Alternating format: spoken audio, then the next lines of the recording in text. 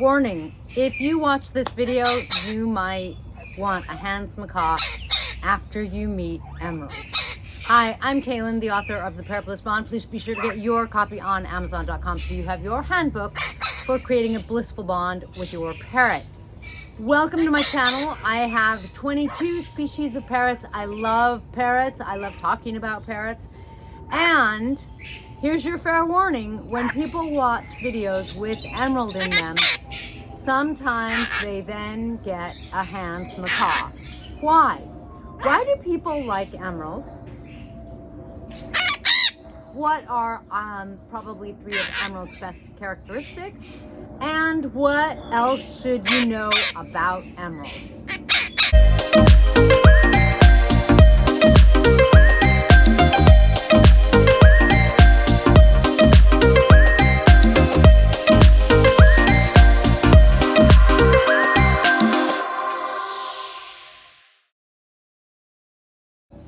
So first I'm going to start with what I think are the reasons people like Emerald. I think that when people see Emerald on the videos, they see that, for example, right now she's trying to get my attention. Beautiful wings, pretty wings. I think they see how interested in me she is, how much she wants to connect with me, and I think they really like that. My husband thinks that people probably think Emerald's just so darn cute. Are you cute, Emerald? Who's a pretty girl? Who's a pretty girl? Yeah, that's I am. Emerald, who's a pretty girl? Who's a pretty girl? Yes, you are. Good job. Emerald, can I see your pretty wings? Can I see your pretty wings? Where's those pretty wings? Emerald, where's your pretty wings? Oh, pretty wings. Good job. Good job. All right, so what do you think? Is she adorable? Next, what are 3 of the best characteristics of Hann's Macaws? This miniature macaw, the smallest in the macaw species, has a couple wonderful advantages. Number 1, she keeps the talking ability of a macaw parrot.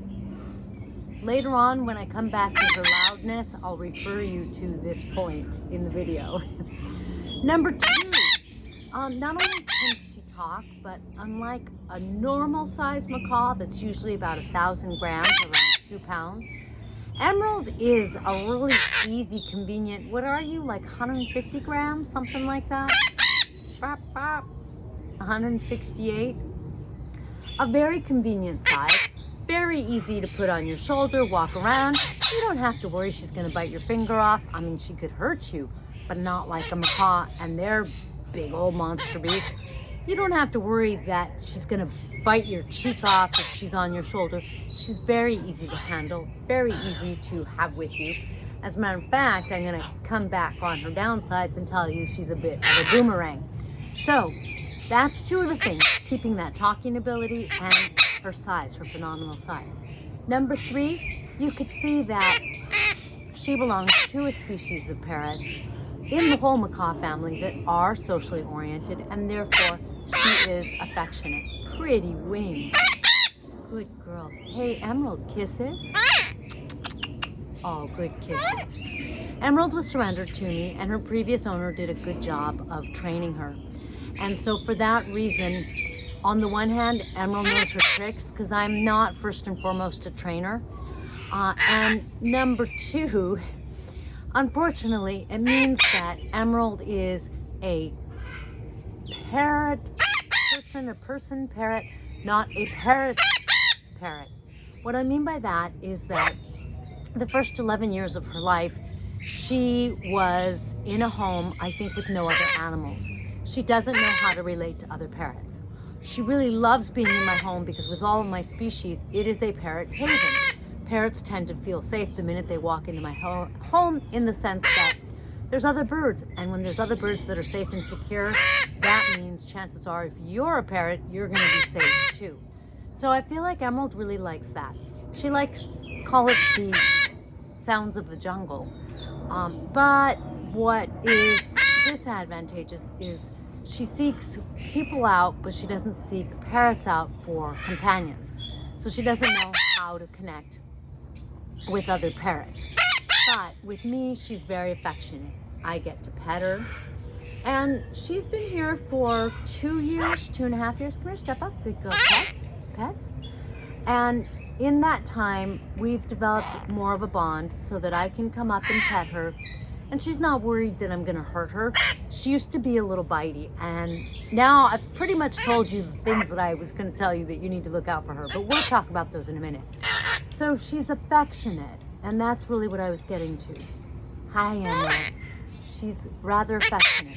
Now, one of the reasons I wanted to talk to you about the fact that she is more of a person bird, not a bird. In other words, she relates to people, not birds, is because when people see Emerald, they do decide sometimes that they want to adopt a Hahn Macaw, and I can see why.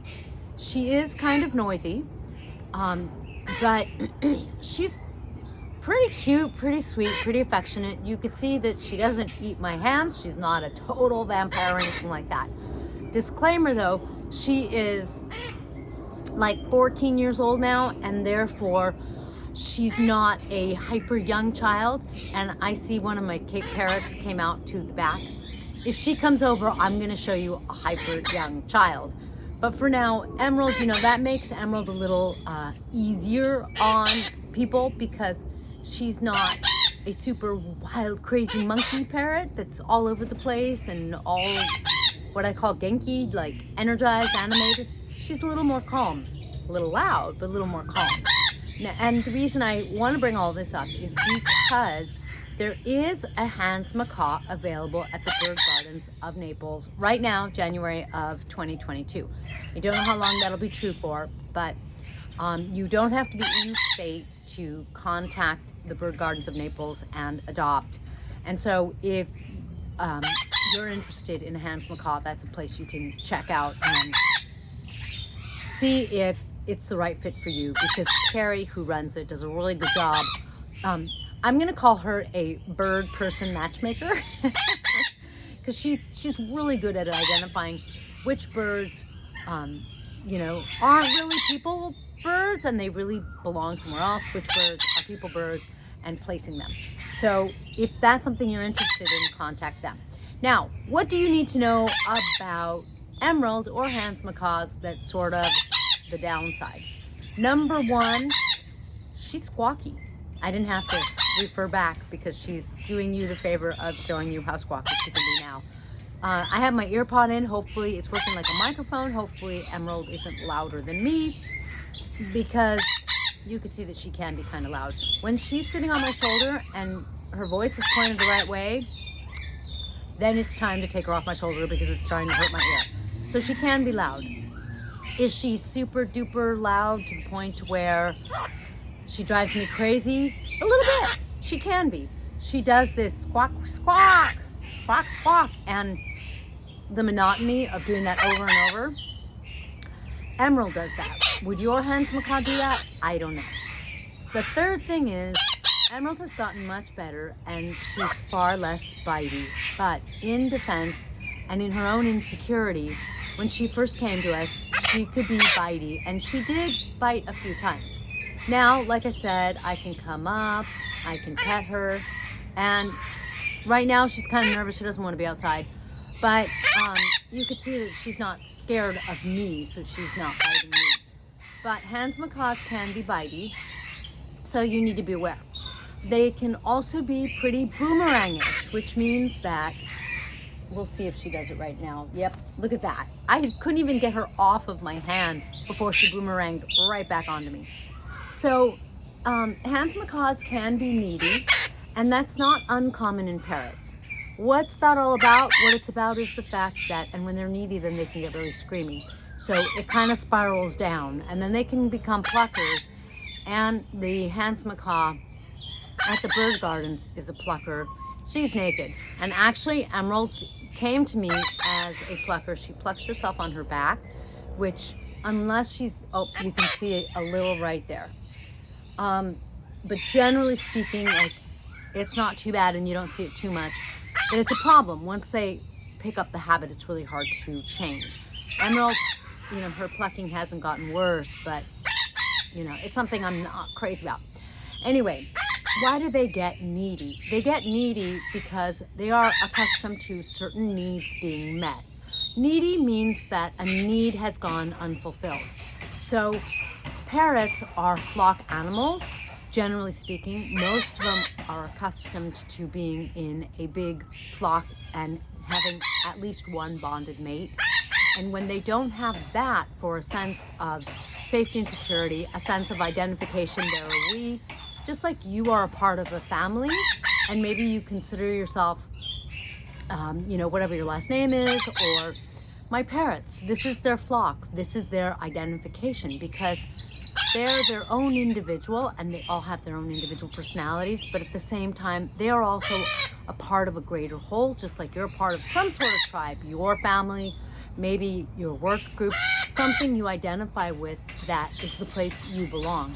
And so when a parrot doesn't have that, it creates a great sense of insecurity, it creates a great sense of instability, and that then leads them to do things like pluck, just like when humans are insecure and unstable, they might turn to addictions like drinking or drugs or smoking, something like that.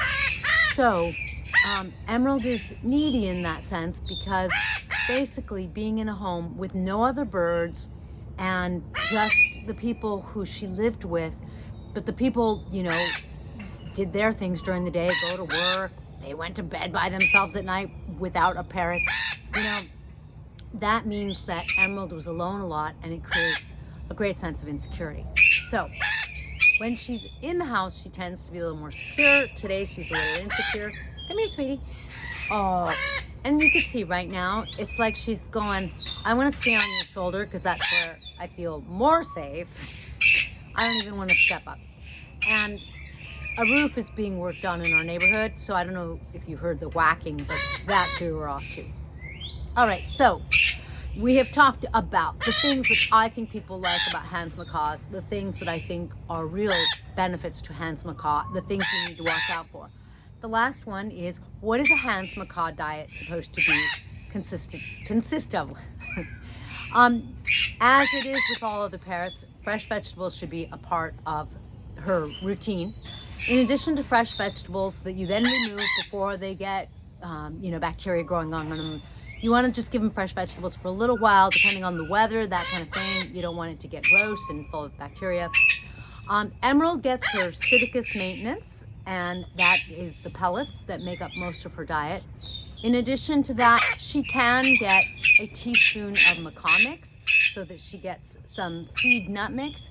But with the Psittacus, she doesn't necessarily need it, but she definitely needs the...